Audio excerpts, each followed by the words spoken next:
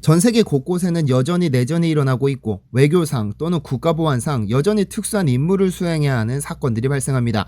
이는 한국도 마찬가지입니다. 북한이라는 특수한 형태의 국가가 바로 위에 자리하고 있고 남한과 북한의 전쟁은 종전이 아닌 휴전 상태에 머물러 있기 때문에 한국은 한국전쟁 직후부터 북파공작원을 시작으로 셀 수 없이 많은 특수부대를 창설했죠.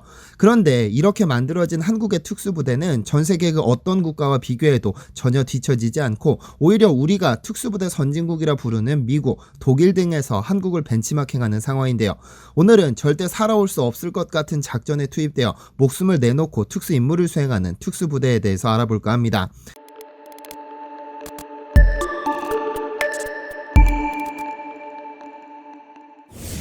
안녕하세요, 디스멘털입니다. 지난 2010년 9월 인도에서는 한 남성이 열차를 타고 집으로 돌아가고 있었습니다. 비슈누 슈레스타라는 이름을 가진 이 남자는 1975년생 네팔에서 태어나 인도군에서 상병으로 막 퇴역한 뒤였습니다. 그의 출신은 다름 아닌 죽음의 용병이라 불리는 구르카족입니다. 그는 군인으로 복무하며 이라크 전쟁과 아프가니스탄 전쟁에 모두 참전했고 기밀이 해제되지 않는 한 절대로 알 수 없는 특수한 국가에서 복무한 경력이 있는 살아있는 인간 병기였죠. 세계 최고 수준의 전쟁 경험과 전투 경험을 갖추었을 뿐 아니라 어릴 적부터 전투 기계로 키워지는 구르카족 출신인 덕분에 그는 35세의 나이에도 여전히 전투력이 막강했는데요. 어렵게 군복무를 마친 후 집으로 돌아가는 열차 안에서 그는 봐서는 안 될 것을 목격합니다. 열차가 한밤중 정글로 진입하자 40여 명의 무장한 강도가 들이닥치더니 마구잡이로 승객들을 강탈하기 시작했고 그 역시도 큰 문제를 일으키고 싶지 않아 지갑을 내주고는 참아넘겼습니다. 그런데 이들이 18세 소녀를 부모가 보는 앞에서 괴롭히기 시작하자 그는 더 이상 참지 않았습니다. 당장 옆구리에서 쿠크리를 꺼내들었죠. 구르카 용병의 상징이라고도 불리는 이 쿠크리는 끝이 구부러진 단도인데 원패물로 둘러싸여 사격이 불가능한 정글에서 사용하기 위해 고안됐습니다. 그래서 구르카 용병은 전세계 어느 곳으로 파견되어 최첨단 무기를 지급받아도 항상 쿠크리를 옆구리에 차고 다니는데요. 쿠크리를 꺼내든 남자는 먼저 두목으로 보이는 남성을 제압해 인간 방패로 삼고 긴 칼로 그를 위협하는 강도들을 쿠크리로 하나씩 베어나갔죠. 그리고 한 남성이 소녀를 인질로 삼으려 하자 그를 단칼에 베어버렸습니다. 그는 20분간의 사투에서 3명을 제압하고 도망치는 이들을 쫓아 8명에게 중상을 입혔으며 나머지 30명은 모두 겁을 집어먹고는 도망치기 바빴습니다. 치안이 불안한 곳으로 잘 알려진 인도에서 40대 1이라는 불가능해 보이는 미션을 성공해냈고 구르카 여단은 그의 퇴역을 잠시 보유하고 불러들여 표창한 후 쿠크리와 5만 루피의 포상금을 지급했습니다. 그 덕분에 목숨을 구한 소녀의 부모는 그에게 감사의 표시로 700만 원을 주겠다고 했지만 그는 거절하고 조용히 집으로 돌아갔습니다. 그 후 그는 인도의 영웅이 되었습니다. 이렇듯 불가능해 보이는 미션을 수행한 비슈누처럼 한국에도 인간 병기를 키우고 있는데요. 현재 한국군에는 총 6개의 특수전 부대가 존재합니다.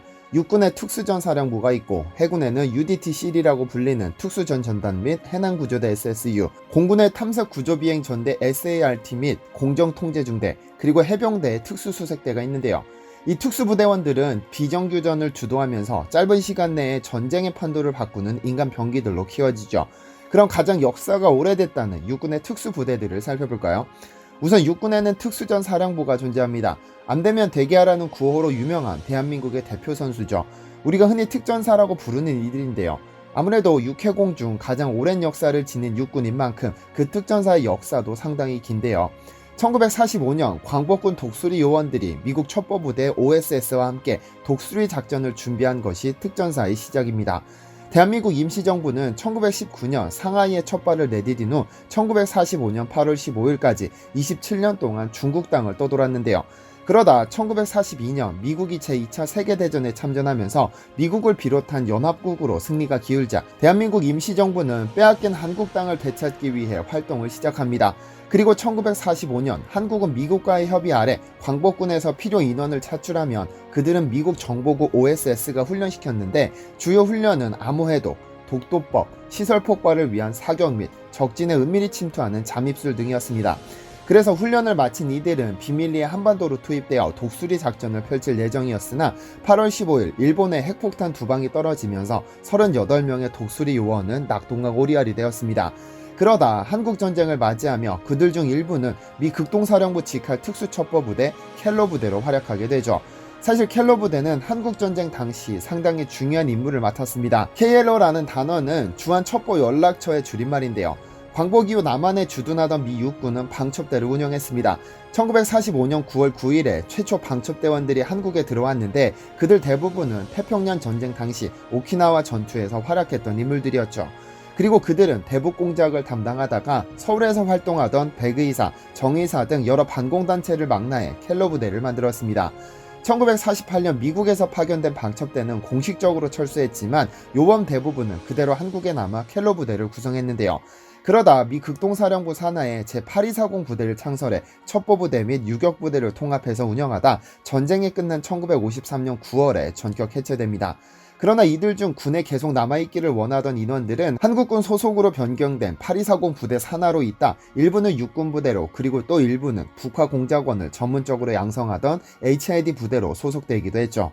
그중 육군 부대로 간 켈러 부대원들은 1957년 육군 특수부대 창설준비 요원이 되었고 이듬해 1958년 일본 오키나와의 미 육군 특전부대 제1특전단에서 교육을 받고 돌아와 이들이 제1공수특전여단을 창설했죠. 이것이 현재의 특전사입니다. 사실 켈러 부대는 첩보 활동을 벌였기 때문에 상당수 인원이 북한에 침투했는데 북한에 머물던 요원들은 휴전과 동시에 한국과 미국 정부 양쪽에서 모두 버림받았습니다. 그리고 실제로 한국 전쟁에서도 이들은 엄청난 성과를 올렸습니다.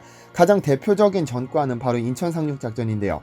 메가더 장군이 남한의 명운을 건 도박과도 같은 인천 상륙작전을 계획하면서 인천 앞바다에 팔미도라는 섬을 장악해 등대를 켠 것이 바로 이들이죠. 이들이 없었다면 아마 인천 상륙작전의 성공도 보장하지 못했을 것입니다.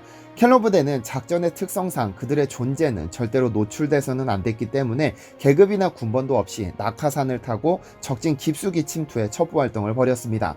여기에 더해 각종 파괴작전 등을 수행하면서 치명타를 가했는데 워낙 극비작전에 투입되었기 때문에 그들의 존재는 그 어떤 역사책에도 기록되지 못했었죠. 그런데 특전사는 광복군에서 켈러 부대로 그리고 특전사로 이어져 왔음에도 정작 특전사 중에 특전사로 불리는 이들이 존재합니다. 바로 707 특임여단입니다.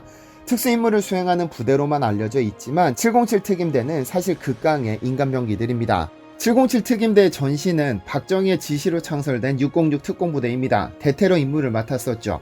그러나 박정희가 11.6 사태로 제거되고 전두환이 정권을 잡게 되면서 그들의 역할은 전두환의 개인경호부대로 성격이 바뀌면서 대테러 부대의 임무는 흐지부지 됐습니다.